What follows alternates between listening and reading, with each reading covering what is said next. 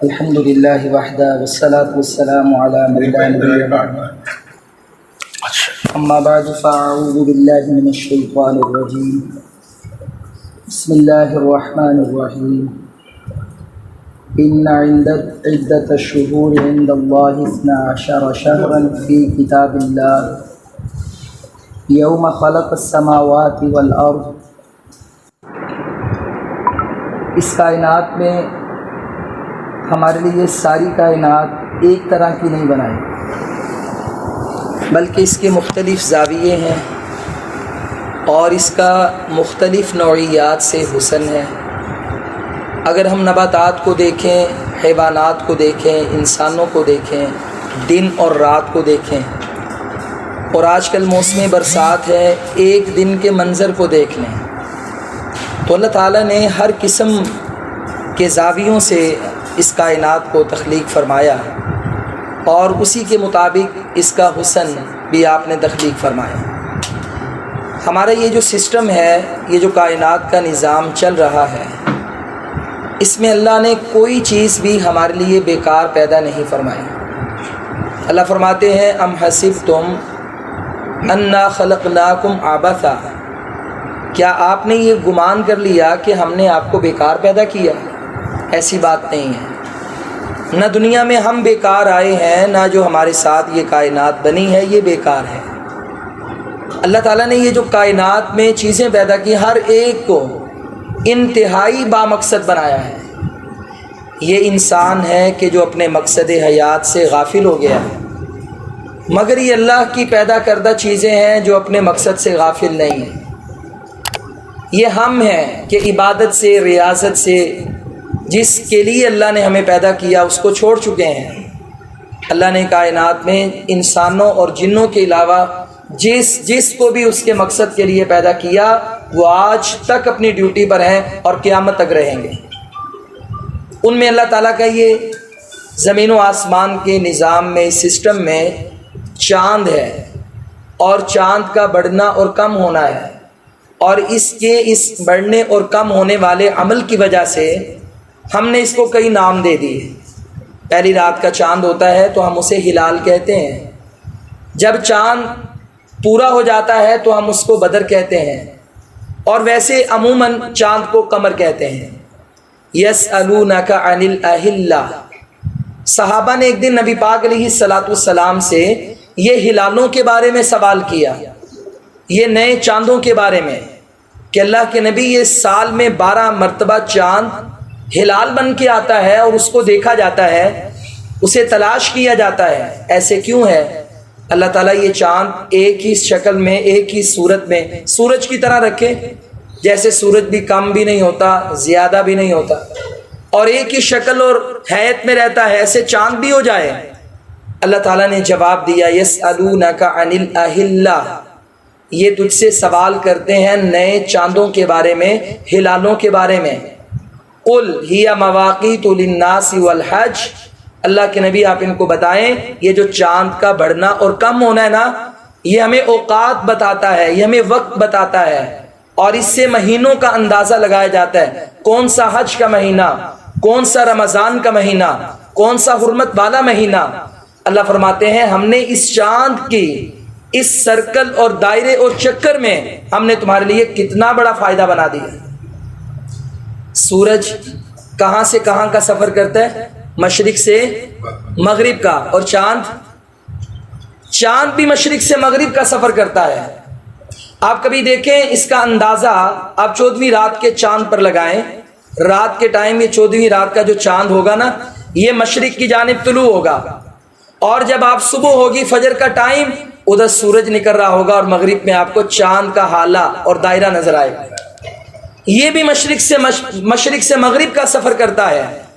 رات کو آپ بستر پہ لیٹے، کھلے صحن میں یا آسمان تلے چھت پہ لیٹے ہیں، آپ نے دیکھا کہ یہ چاند اس طرح سر کے اوپر سے طلوع ہوا ہے۔ آج 7 تاریخ کا یا 8 تاریخ کا چاند ہے، تو آپ رات کو اٹھے، ٹائم دیکھنا ہے آپ نے، لیکن آپ دیکھتے ہیں کہ چاند مغرب کی انتہا میں پہنچا ہوا ہے تو آپ کو پتہ چل جائے گا کہ فجر قریب ہے، چاند غروب ہونے کو ہے. ٹائم سویا تھا تو 11 بجے تھے، اب چاند ادھر آ گیا تو لازماً 3 بج چکے ہیں. قل ہی مواقیت للناس، کہیں یہ چاند لوگوں کو وقت بتاتا ہے، یہ سورج بھی ہمیں وقت بتاتا ہے، سورج سے ہمیں ٹائم کا اندازہ ہوتا ہے۔ گھڑی نہ بھی ہو نا تو ہمیں سورج کی دھوپ تپش اور اس کے محل سے، اس کی جگہ سے، اس کی لوکیشن ہمیں بتاتی ہے کہ ٹائم ظہر کا ہے، ٹائم عصر کا ہے یا ٹائم مغرب کا ہونے والا ہے۔ یہ اللہ نے بیکار چیزیں پیدا نہیں کی، فرمایا ایک اس کا مقصد اوقات ہے، ٹائمز ہیں، وقت ہیں، اور ایک اس کا مقصد مہینے ہیں۔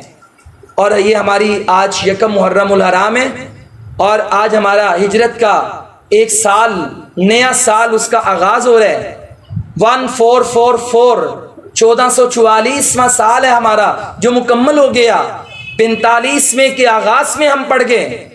اور یہ یکم محرم الحرام، یہ ہمارے جو 12 مہینے ہیں، میں نے کئی مرتبہ سکولز کالجز میں یا جہاں بھی کبھی گئے تو جا کر کے لوگوں سے پوچھا، بڑے بڑے لوگوں سے پوچھا کہ بھئی آپ ہمیں اسلام کے 12 مہینوں کے نام بتا دیں، تو 12 مہینوں کے نام نہیں آتے، آگے سے جنوری فروری تو آئے گا، لیکن 12 مہینے کے نام ہمارا نوجوان یہ ہمارے کئی بزرگ بھی یہ نام نہیں گنوا سکتے۔ حالانکہ اس کی تاریخ کیا ہے؟ اللہ تعالیٰ سورہ توبہ میں فرماتے ہیں ان عدت الشہور عند اللہ، عربی میں مہینے کو شہرن کہا جاتا ہے، منتھ، اور اس کی جمع منتھس، مشہور۔ اللہ فرماتے ہیں ان عدت الشہور، یہ جو 12 مہینے ہیں نا، مہینوں کی گنتی ہے، عند اللہ 12 شہرا، یہ اللہ کے ہاں 12 مہینے ہیں، 12۔ یا اللہ یہ کب تھے؟ کیا حضرت ابراہیم علیہ السلام کے زمانے میں بنائے؟ کیا آپ نے یہ مہینے اللہ کے نبی کے دور میں عطا کیے؟ فرمایا نہیں، یوم خلق السماوات والارض، ابھی آدم بھی پیدا نہیں ہوئے، ابھی کوئی انسان پیدا نہیں ہوا، میں نے جس دن زمین و آسمان کو پیدا کیا، میں نے یہ چاند کو ذمہ داری دی، تو میں نے 12 کے 12 مہینے بھی پیدا کر دیے، اور میں نے ان مہینوں کے نام بھی رکھ دیے۔ منہا اربعۃ حرم، لوگوں 4 مہینے نا اس میں حرمت والے ہیں۔ وہ کون کون سے مہینے ہیں 4؟ اس کی تفسیر نبی پاک علیہ الصلوۃ والسلام بیان فرماتے ہیں۔ اور یہاں پہ ایک نکتہ ہے کہ یہ سورہ توبہ کی آیت، اور ہمارے وہ لوگ کہ جو آج کل اسلام کی ایک ماڈرن شکل صورت، ایک جدید صورت پیش کرنے کے چکر میں احادیث کا انکار کرتے ہیں کسی بھی صورت میں، ان کے لیے یہاں پر ایک سوال ہے، بسم اللہ کی بات سے لے کر والناس کی سین تک قرآن پڑھ لیں، منہا اربعۃ حرم، یہ 4 حرمت والے مہینے ہمیں قرآن سے دکھا دیں۔ قرآن میں تو ہے ہی نہیں، اور اس کی تفسیر بیان کی جناب محمد الرسول اللہ صلی اللہ علیہ وسلم نے۔ آپ کی احادیث، آپ کی سنتیں، آپ کا عمل، آپ کی قرآن کی تفسیر بعین ہی اسلام ہے، اور اس کے بغیر اسلام مکمل نہیں ہے۔ قرآن اللہ کی جامع کتاب ہے، اور اس کی تشریح صورت میں، سیرت میں، کردار میں، اخلاق میں، اقوال میں یا فرامین میں اگر موجود ہیں وہ ہمارے نبی صلی اللہ علیہ وآلہ وسلم۔ آپ نے فرمایا لوگوں اللہ کے ہاں 12 مہینے ہیں، کہا 4 مہینے حرمت والے ہیں، اور نبی پاک علیہ الصلوۃ والسلام نے پھر فرمایا وہ 4 مہینوں میں 3 مہینے پے در پے مسلسل آتے ہیں، اکٹھے آتے ہیں۔ فرمایا ایک ذوالقعدہ، ایک ذوالحجہ اور ایک محرم۔ فرمایا ایک رجب ہے، وہ رجب مضر کا، یعنی یہ مہینے جو ہے نا یہ عرب کے قبائل نے نا اپنے نام کیے ہوئے تھے، تو یہ رجب کو مضر کا مہینہ کہا جاتا تھا، مضر قبیلے کا۔ تو فرمایا وہ جو رجب ہے نا یہ 4تھا مہینہ ہے، یہ 4 مہینے ہیں کہ جس کو اللہ رب العالمین نے حرمت والے مہینے قرار دے دیے۔ اور اللہ یہاں پہ فرماتے ہیں فَلَا تَظْلِمُوا فِيهِنَّ أَنفُسَكُمْ، لوگوں یہ جو 4 مہینے ہیں یہ خاص ہیں، آپ نے ان میں اپنی جانوں پہ ظلم نہیں کرنا۔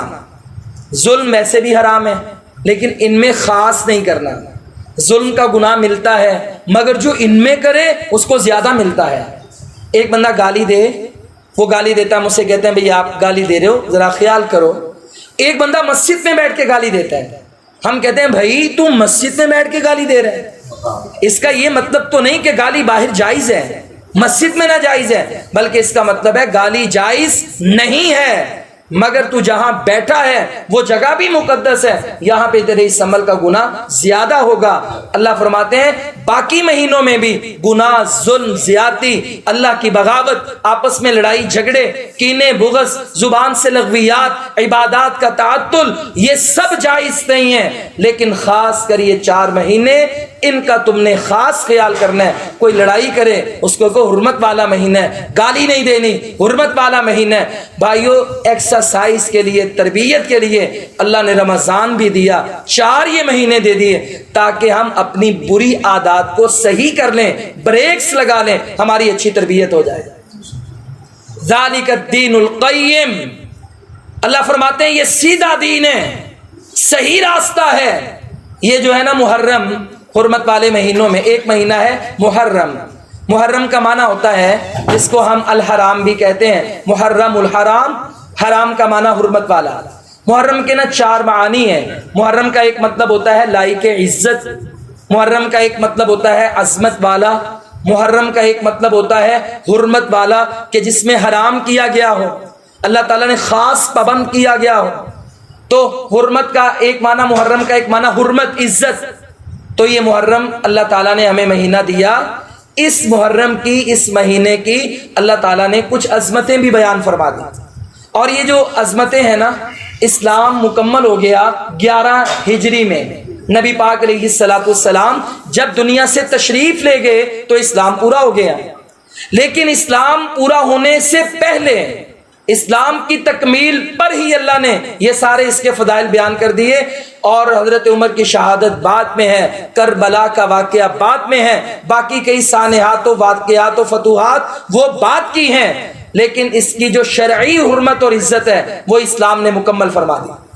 پہلی محرم الحرام کی عظمت یہ ہے کہ یہ حرمت والا مہینہ ہے، اور دوسری اس کی عظمت یہ ہے کہ اللہ تعالیٰ نے اس مہینے کو اپنا مہینہ قرار دیا۔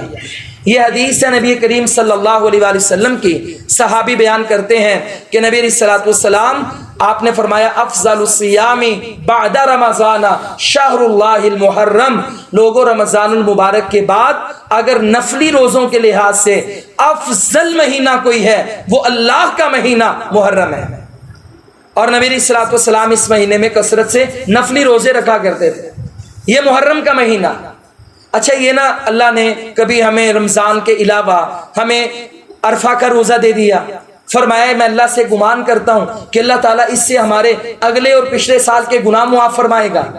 یہ بڑی اس سے پہلے جو ہم نے 1 دن پہلے یا 2 دن پہلے روزہ رکھا، ایک اللہ نے ہمیں روزہ دے دیا محرم کا۔ تیسرا کام، نبی پاک علیہ الصلوۃ والسلام مکہ میں تھے تو 10 محرم کا روزہ رکھتے، اور مکہ میں ابھی رمضان کے روزے فرض نہیں ہوئے۔ اب مدینہ میں تشریف لائے تو رمضان کے روزے فرض ہو گئے، اب یہ محرم کا روزہ فرض نہ رہا۔ لیکن آپ نے یہ دیکھا کہ یہودی بھی 10 محرم کا روزہ رکھ رہے ہیں۔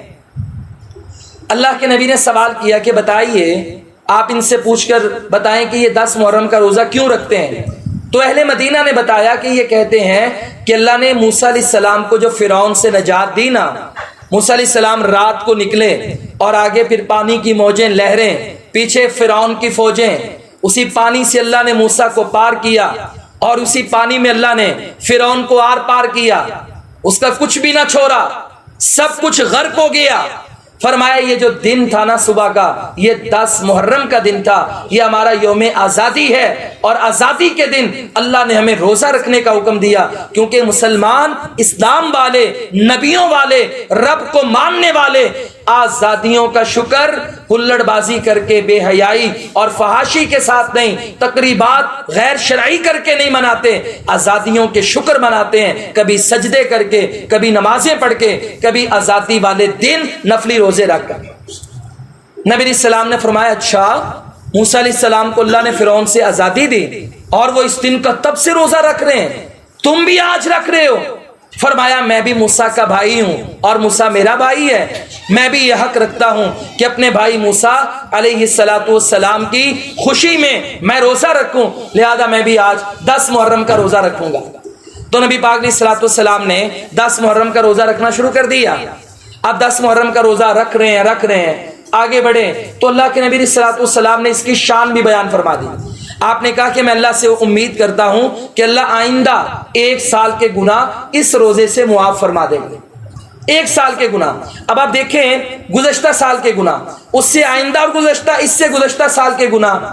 اللہ تعالیٰ ہمیں پیکج دینا چاہتا ہے. یہ میری اور آپ کی عمر 60 سال 70 سال ہے بھائیو. آدھی عمر ہم سو کے گزارتے ہیں. دن میں ہر بندہ کم از کم بھی 12 گھنٹے کسی نہ کسی صورت میں آرام کرتا ہے. 12 گھنٹوں میں ہم کام کرتے ہیں، اور یہ 12 گھنٹوں میں تقریباً اگر 5 نمازیں بھی باقاعدہ پڑھیں تو 1.5 گھنٹے کی نماز بنتی ہے، 1.5 گھنٹے کی عبادت. اور میری تقریباً 35 سالہ زندگی، اور اس میں بھی کم کر دوں تو عبادت کی زندگی کے چند سال ساری زندگی سے نکالیں تو چند سال بنتے ہیں. اللہ کی جنت کو حاصل کرنے کے لیے کافی نہیں تھے. اللہ نے ہمیں قدم قدم پہ بونس دے دیے، ہمیں اللہ نے پیکیجز دے دیے. لو یہ کام کرو تو 1 سال کے گناہ معاف، یہ کام کریں تو گزشتہ کے معاف. حج کر کے آئیں اللہ قبول کر لے تو ایسے ہو جائیں جیسے آج ماں کے بطن سے پیدا ہوئے. جاؤ جہاد کے راستے میں جاؤ، جنت کا شارٹ کٹ راستہ ہے، شہادت کی موت حاصل کر لو، سب کچھ ہی معاف ہو جائے. اللہ تمہیں اعلیٰ درجے بغیر حساب کے عطا فرما دے. تو بہرحال یہ تیسرا کام ہے. ان 3 چیزوں کے علاوہ محرم الحرام کی اور کوئی شان کوئی عظمت قرآن و حدیث میں نہیں ملتی. ہاں یہ عظمت والا ہے، نفلی روزے رکھیں، عبادات کا اہتمام کریں، اور خاص کر یہ عاشورہ کا 10 محرم کا 9 کے ساتھ روزہ رکھ لیں. آج 1 محرم ہے، حضرت عمر رضی اللہ تعالیٰ عنہ کی شہادت کا بھی دن ہے. حضرت عمر رضی اللہ تعالیٰ عنہ انہیں کسی نے، بلکہ حضرت ابو موسیٰ اشعری رضی اللہ تعالیٰ عنہ نے بصرہ سے خط لکھا، اے عمر ہمارے یہاں پہ رومیوں کا اور وہاں پہ فارس والے، فارسیوں کا، ایرانیوں کا ایک سن چلتا ہے. رومی عیسوی سن چلاتے ہیں، اور یہ جب بھی روزانہ دستاویز لکھیں اور یہ نقول انتقال اور یہ زمینوں کی پراپرٹیز کے معاملات جب تحریر کرتے ہیں نیچے تاریخ ڈالی جاتی ہے. جیسے آج 2022 ہے، اس کا مطلب ہے عیسیٰ علیہ السلام کو پیدا ہوئے 2022 سال مکمل ہو گئے. اور یہ عیسائیوں نے سن شروع کیا حضرت عیسیٰ سے، اس لیے اس کو عیسوی سن کہا جاتا ہے. آخر میں عین لگائی جاتی ہے حمزہ کی صورت میں. تو کیوں نہ ہم ادھر ہم رومیوں کو دیکھیں تو عیسوی سن، فارسیوں کو دیکھیں تو بکرمی سن، سورج سے وہ اپنا سن لیتے ہیں، اور یہ بھی سورج سے لیتے ہیں. یہ جنوری فروری مارچ جو ہے یہ سورج کے چکر سے یہ بنائے گئے ہیں یہ عیسوی سن کے. اے عمر ہمارے پاس چاند بھی ہے، ہمارے پاس 12 مہینے بھی ہیں، کیوں نہ ہم اس کو سال شمار کر کے ایک نئے اسلامی سال کا آغاز کریں، ایک اسلامی سن کا آغاز کریں. حضرت عمر رضی اللہ عنہ کو خط ملتا ہے تو آپ کو یہ بات بڑی پسند آئی. اور حضرت عمر تو وہ ہیں کہ جو سارے صحابہ اللہ کے نبی کے مرید بن کر آئے تھے، حضرت عمر نبی پاک کی مراد بن کر آئے تھے. آپ اللہ سے دعائیں کرتے رہے، اللہم اعز الاسلام بعمر ابن الخطاب او بعمر ابن الحشام. یا اللہ اسلام کو عزت چاہیے، چودھری چاہیے، جلال والے چاہیے، جرت والے چاہیے. یا اللہ یا ابن حشام کا بیٹا عمر دے دے، یا ابن خطاب کا بیٹا عمر دے دے. اور یہ انتخاب پھر اللہ کا تھا، مراد میرے نبی کی تھی. اللہ نے خطاب کا بیٹا عمر کلمہ پڑھ کے نبی پاک علیہ السلام کے قدموں میں ڈھیر کر دیا، میرے نبی کے قدموں میں آ کر بیٹھ گئے. یہ ہے وہ عمر رضی اللہ عنہ. یہ پہلے ہی کئی مرتبہ حضرت عمر نے زبان سے رائے دی، اللہ تعالیٰ نے قرآن بنا کے شریعت بنا کے نازل فرما دی. ایک دفعہ نا حضرت عمر چونکہ بڑی غیرت اور حیا والے تھے، آپ باہر جا رہے ہیں تو آپ نے ایک دکان پر پڑاؤ ڈالا، سامان دینے لگے، یہودیوں کی دکان تھی. تو دیکھا ایک مسلمانوں کی عورت آئی، یہودی اسے آنکھیں پھاڑ پھاڑ کے دیکھ رہے ہیں. حضرت عمر کو یہ پسند نہ آیا، فوراً اللہ کے نبی کے پاس آیا، کہا اللہ کے نبی آپ کی بھی بیویاں ہیں، ہماری بھی ہیں، مسلمانوں کی بھی ہیں، فرق اور امتیاز بھی نہیں ہے. وہ پردہ نہیں کرتی اور ہماری بھی نہیں کرتی، اور یہ ہماری بیویوں کو گھور گھور کے دیکھتے ہیں. اللہ کے نبی میرا یہ دل چاہتا ہے کہ ہماری خواتین چہرے پہ پردے ڈال لیں، چادریں ڈال لیں. حضرت عمر ادھر بات کرتے ہیں، اللہ تعالیٰ قرآن بنا کے نازل فرما دیتے ہیں. اللہ کے نبی طواف کے بعد نا یہ دل چاہتا ہے مقام ابراہیم پہ 2 نفل ہونے چاہیے. بندہ رب کے گھر میں آتا ہے، طواف کر کے واپس چلے جاتے ہیں، کیوں نہ 2 نفل بھی پڑھیں. اللہ تعالیٰ نے حضرت عمر کی اس رائے پر قرآن نازل فرما دیا، وَاتَّخِذُوا مِن مَّقَامِ إِبْرَاهِيمَ مُصَلًّى. لوگوں مقام ابراہیم پہ نماز پڑھا کر. تو کئی بار رائے پر اللہ نے قرآن نازل کیا، اتنی عمدہ رائے۔ تو انہوں نے مجلس بلا لی، حضرت ابو موسیٰ اشعری ہیں، حضرت علی المرتضیٰ ہیں، اور بھی دیگر صحابہ ہیں۔ اب ان سے مشورہ ہوا کہ ہم اپنے سن کا آغاز کرنا چاہتے ہیں، اور یہاں پہ دو سوال ہیں۔ پہلا سوال کہ اسلامی سال کہاں سے شروع کریں، کس مہینے سے نئے سال کو ہم سٹارٹ کریں اور پہلا وہ مہینہ ہو، اور دوسرے نمبر پر سوال یہ ہے کہ ہم سن کا آغاز کب کریں، سالوں کو شمار کب کریں، آج کے دن کب سے کریں ہم۔ کسی نے کہا رمضان کو پہلا مہینہ بنا لیں، یہ بڑی عزت و عظمت والا قرآن کا مہینہ۔ کسی نے کہا ذوالقعدہ کو بنا لیں، ذوالحجہ کو بنا لیں۔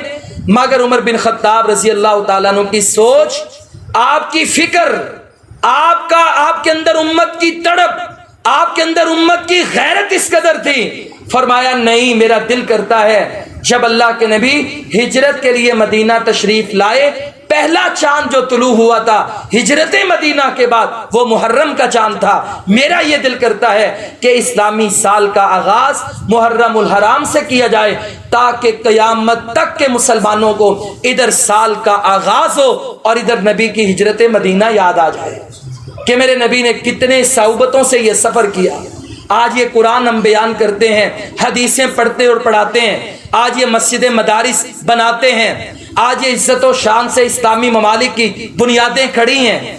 آج سے پہلے 1400 سال، 44 سال سے پہلے اللہ کے نبی کتنی قسم پرسی کی زندگی بسر کر رہے تھے، اور یہ قتل کی دھمکیاں، مار کٹائی، کوئلوں پہ لٹائے جانا، اور کھلے عام اللہ کے نبی علیہ السلام کو بیت اللہ میں نماز کی دعوت نہیں، یہ ساری صعوبتیں۔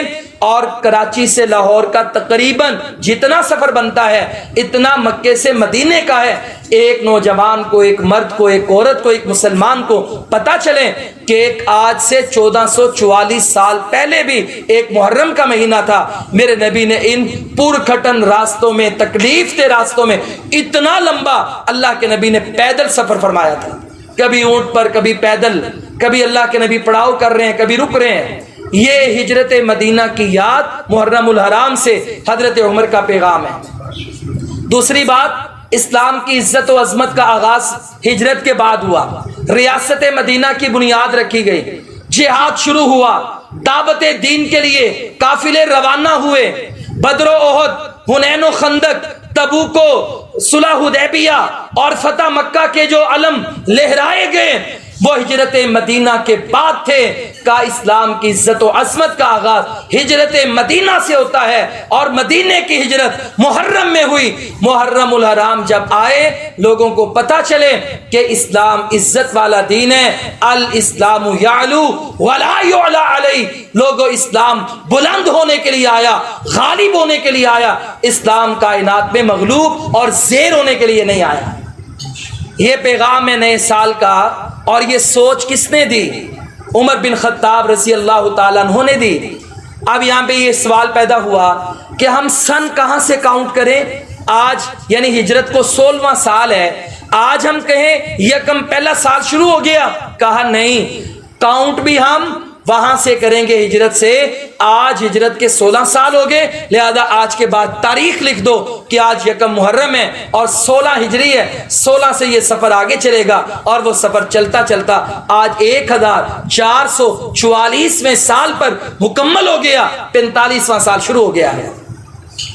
یہ ہماری تاریخ نہیں پتا، نہ ہمارے نوجوانوں کو، نہ ہماری مسلمانوں کی کمیونٹی کو، نہ میجورٹی کو تاریخ سے بھی واقف نہیں ہے۔ یہ تو آج پچھلا مہینہ اور اس سے پچھلا، یعنی یہ جولائی ختم ہو گیا اور اس سے پیچھے جون، یہ 2 مہینوں میں دونوں تاریخیں برابر تھیں۔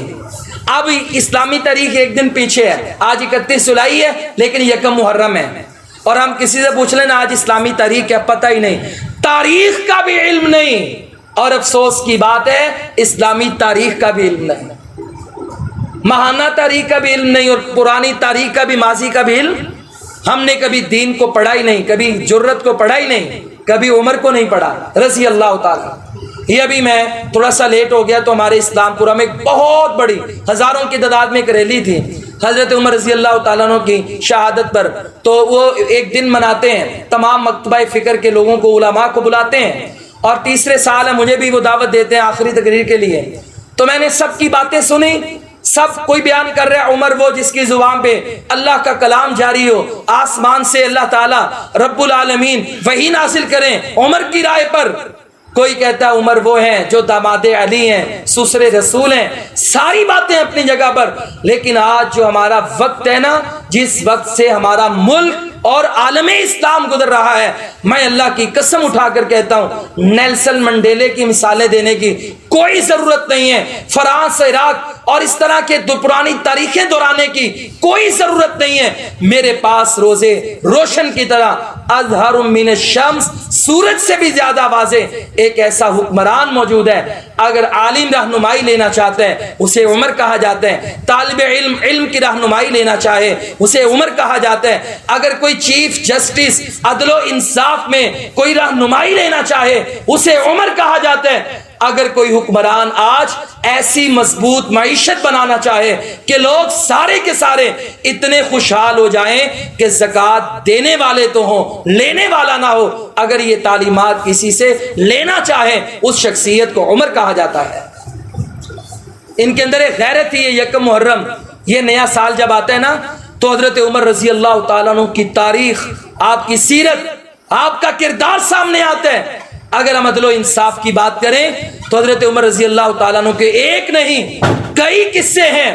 آپ گورنروں کے بارے میں اتنے زیادہ سینسیٹیو تھے، آپ نے ایک آدھ شکایت بھی آتی، عشرہ مبشرہ صحابی حضرت سعد بن ابی وقاص کو معزول فرما دیا۔ بعد میں تحقیق کی، ان کا کوئی قصور نہ نکلا، لوگوں کو بتا بھی دیا کہ سعد کو اگر تم امیر بنا دو تو یہ صحیح راستے پہ چلے گا، میں نے معزول کسی مصلحت پہ کیا تھا۔ یعنی ایک عظیم حکمران۔ آج ہمارا مسئلہ سیاسی اور معاشی عدم استحکام جو اس قدر جا چکا ہے کہ حالات دھندلے ہو چکے ہیں، اجالے اندھیروں میں بدل چکے ہیں، اس میں ہمیں کردار پڑھنے کی ضرورت ہے۔ حضرت عمر بن خطاب رضی اللہ تعالیٰ عنہ کی 22 لاکھ مربع میل کے مالک ہیں۔ اللہ نے 2 تلواریں دی تھیں، ایک تھے سیف اللہ خالد، حضرت خالد بن ولید جن کو لقب دیا اللہ کے نبی نے سیف اللہ، اور ایک تھے مصر کو فتح کرنے والے حضرت عمر بن عاص جن کو لقب دیا سیف الاسلام۔ ایک اللہ کی تلوار ہے اور ایک اسلام کی تلوار ہے۔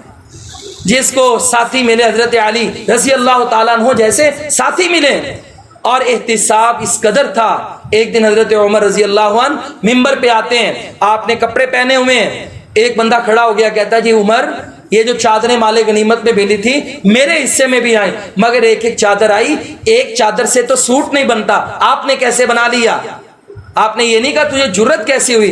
کہا بیٹا عبداللہ کھڑے ہو کے جواب دو۔ عبداللہ نے کہا میں بھی اس غزوے میں تھا، ایک چادر میرے حصے میں آئی، ایک میرے باپ کے حصے میں آئی، سوٹ میرا بھی نہیں بنتا تھا، باپ کا بھی نہیں بنتا تھا، میرا باپ تو پہلے ہی کئی پیوند لگے کپڑے پہن کے بیٹھتا تھا، تو میں نے اپنی چادر بھی باپ کو دے دی، کہا یہ کپڑے خود بنا لو۔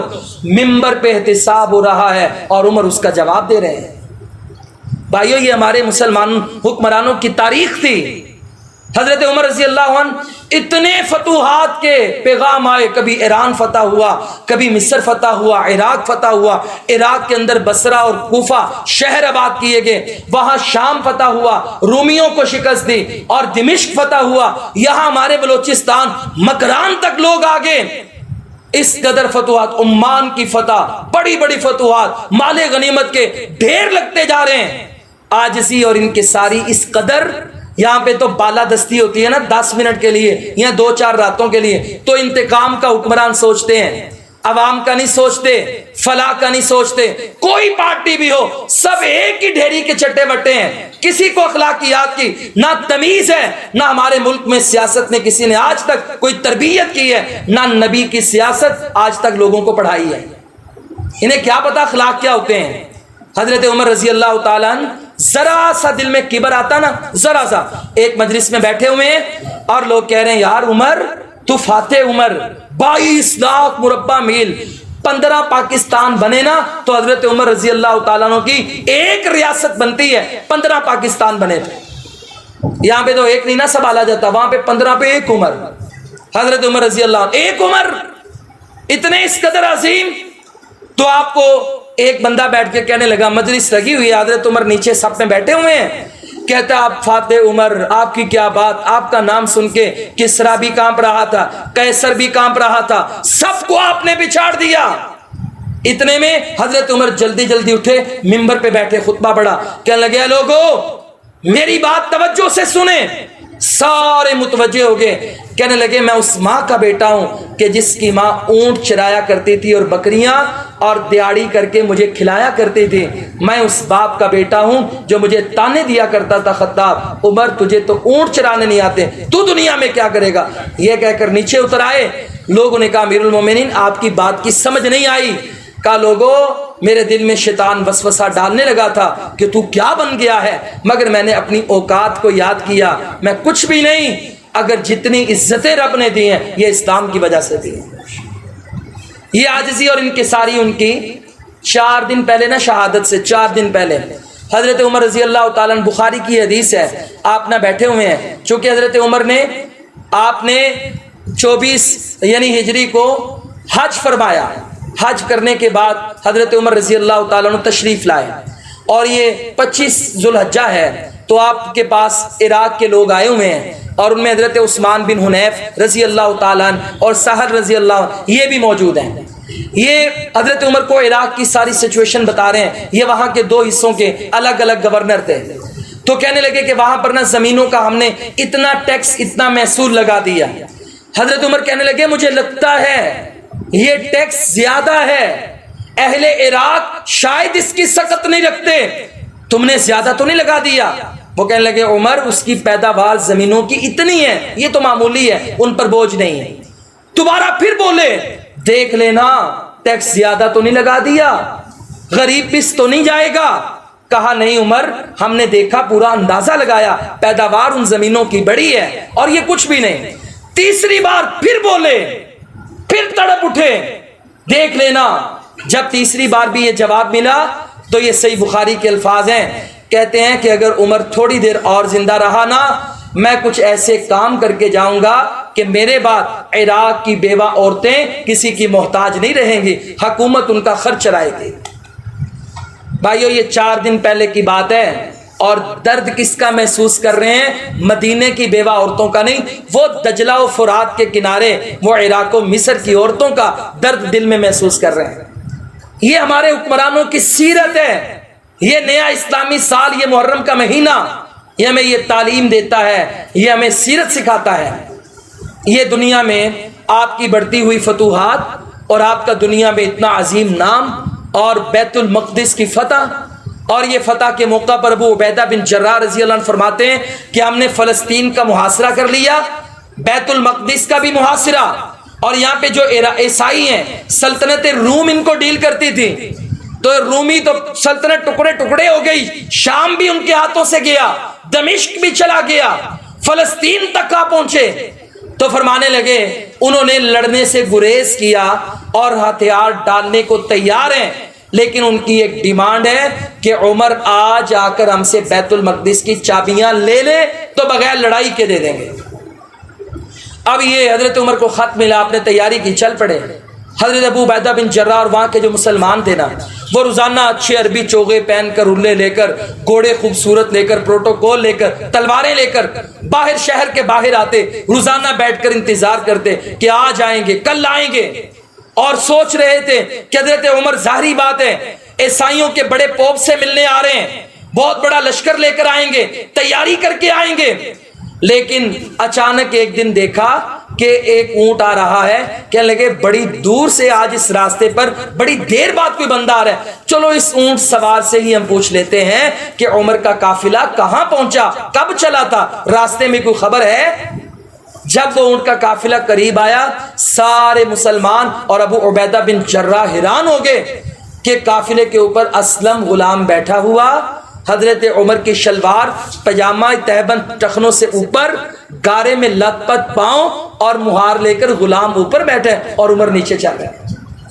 غلام نے کہا کہ آگے دنیا کے کفر کی بڑی بڑی طاقتوں کے نشان اور طاغوت بیٹھے ہوئے ہیں، کوئی تو پروٹوکول کا خیال کر لیں، باری چاہے میری اوپر بیٹھنے کی ہے لیکن میں معاف کرتا ہوں، آپ اوپر بیٹھ جائیں۔ کہا اگر دوبارہ یہ بات کہی تو نیچے اتار کے کوڑے لگاؤں گا۔ تجھے دنیا میں تیرا حق نہ دوں، یہ نہیں ہو سکتا۔ لو عمر مہار پکڑ کے آئے، ابو عبیدہ بن جراح کے چہرے پر تھوڑے سے اثرات بدلے۔ انہوں نے کہا عمر میں تو سوچ رہا تھا کہ امیر المومنین بڑے پروٹوکول میں آئے گا، کم از کم لباس ہی اچھا پہن لیتے۔ 22 پہ بند لگے ہوئے تھے، سلائیاں لگی ہوئی تھی، وہ کپڑے حضرت عمر نے پہنے ہوئے۔ حضرت عمر نے کان لگایا، کہا میری بات سنو، اگر تو یہاں پہ تو اشرا مبشرہ ہے نا، کوئی اور ہوتا نا تیری جگہ پہ، ابھی اسے میں لگاتا اچھی خاصی۔ اللہ کے بندے ہم ذلیل لوگ تھے، اسلام نے ہمیں عزتیں عطا کی۔ یہ ماڈرنزم میں عزت نہیں ہے، عزت اسلام کی وجہ سے میں جبے پہن کے آ جاؤں اور میرے اندر ایمان نہ ہو، میری عزت کہاں پہ ہوگی؟ کہا آئندہ سے ایسی بات نہیں کرنی وگرنہ عمر تجھے سزا دے گا۔ لو ساری دنیا نے دیکھا کہ حضرت عمر آئے اور دنیا حیران ہو گئی، اور پھر کہنے لگی واہ عمر، واقعی اگر پوری دنیا میں 10 سالوں کے اندر اندر کسی بندے کا نام گونج رہا ہے اور اسلام کی فتح کا، عظمت کا جو نشان ہے وہ عمر ہے۔ چابیاں حوالے کر دیں، بیت المقدس فتح ہو گیا۔ کردار اگر آپ پوچھیں تو یہ نجران کے عیسائی جو تھے، ان کے دل میں نا ایک دن چاہت پیدا ہوئی کہ یار یہ عمر ہے کون جس کا نام ہر طرف عمر عمر عمر عمر ہو رہا ہے، کون ہے یہ؟ انہوں نے نا ایک وفد بھیجا کہ جاؤ مدینے میں جا کر اس کا جائزہ لے کر آؤ کہ اس کی سلطنت کم ہوتی نہیں ہے، جہاں پہ اس کے لوگ جاتے ہیں غلبہ ہی غلبہ مل رہے ہیں۔ آیا لشکر مدینے میں، اور مدینے کی گلیوں میں گھوم رہے ہیں اور کوئی بڑا محل تلاش کر رہے ہیں، بڑا محل دیکھ رہے ہیں۔ آتے آتے آتے آتے دیکھا کوئی محل نہ ملا۔ کسی بندے سے پوچھا کہ ہمیں نا بیت الخلافت میں جانا ہے، خلافت کا جو گھر ہے نا وہاں جانا ہے۔ اس نے کہا مسجد نبوی کے ساتھ بیت الخلافہ ہوگا۔ کہا نہیں، ہم نے تمہارے امیر عمر کو ملنا ہے۔ کہا اس کے ساتھ ہی ایک چٹیل سا میدان، کوئی پلاٹ خالی ہوگا اور درخت کی چھاؤں ہوگی، کھجوروں کا تکیہ ہوگا، بغیر قمیص کے عمر مٹی کے اوپر آرام کر رہا ہوگا۔ وہ بڑے حیران ہوئے، آئے، آ کر کے دیکھا کہ واقعی ایک بندہ تھا، عمر اس کا نام ہے۔ آپ نے اپنی قمیض اتاری ہوئی، تہبند باندھا ہوا، گرمی کا موسم ہے، کھجور کی چھاؤں میں مٹی کے اوپر لیٹ کر سو رہے ہیں۔ کہتے ہیں عدلتا، حکمتا، امنتا، فنمتا یا عمر الفاروق، اے عمر تو نے عدل کیا، تو نے انصاف کیا، آج تو بے خوف ہو گیا، کوئی باڈی گارڈ بھی نہیں ہے اور آج نیند کے مزے لے رہا ہے۔ ہمارے پاس سب کچھ ہے، یہ نیند اور یہ سکون نہیں ہے۔ اگر آج اتنی عزت و عظمت ہے، ریاست میں سکونت، تو نے عدل کیا ہے۔ یہ پہلا خود کش حملہ تھا مسلمانوں پر کہ حضرت عمر رضی اللہ عنہ 26 ذو الحجہ کو، اور دیکھیں کیسا ہمارا حکمران ہے، یہاں اخلاص پڑھنی نہیں آتی، وہاں منبر و محراب کا وارث ہے، خود فجر کی نماز پڑھاتے ہیں، سورہ یوسف پڑھا کرتے تھے، اور مدینے کی مسجد نبوی میں سادگی اتنی تھی، بیت المال کا چراغ بھی جلانے نہیں دیتے تھے کہ یہ مسلمانوں کی امانت ہے، اگر کسی کو روشنی کی ضرورت ہے وہ گھر سے اپنا چراغ لے کر کے آئے، مسلمانوں کی امانت کو ضائع نہیں کیا جائے گا۔ آپ آئے، نماز پڑھانے لگے ہیں، اور اسی محرم والے دن، یکم محرم الحرام سے 3 دن پہلے 26 ذو الحجہ کو ایک بندہ پہلے ہی محراب میں چھپا ہوا تھا، اندھیرے کی وجہ سے حضرت عمر کو پتہ نہ چل سکا۔ ابو لؤلؤ، یہ فیروز مجوسی ایران کا یہ غلام تھا، تو انہوں نے آپ کے پیٹ میں خنجر مارے اس ظالم بدبخت نے، اور خنجر لہراتا ہوا پیچھے کئی صحابہ کو زخمی کر گیا۔ ایک صحابی نے اس کو پکڑنا چاہا تو اپنے آپ کو اس نے قتل کر لیا۔ خود کش حملہ تھا یہ۔ حضرت عمر رضی اللہ عنہ چیخے چلائے، تکلیف سے گرے، عبد الرحمن بن عوف پیچھے کھڑے تھے، آگے بڑھ کے جلدی جلدی نماز پوری کی، آپ کو لے کر گھر میں چلے گئے۔ پیٹ کٹ گیا تھا، پانی پیتے ہیں تو باہر، دودھ پیتے ہیں تو باہر، اور آپ نے 29 ذو الحجہ کو ایک فیصلہ کیا، کہا اللہ کے نبی نے حضرت ابوبکر صدیق کو نامزد نہیں کیا، بس اشارے فرمائے، ابوبکر صدیق نے مجھے نامزد کر دیا نام لے کر کہ عمر خلیفہ ہوگا، لیکن میں تمہیں ایک نیا سسٹم دیتا ہوں جو اس سے بھی الگ ہے۔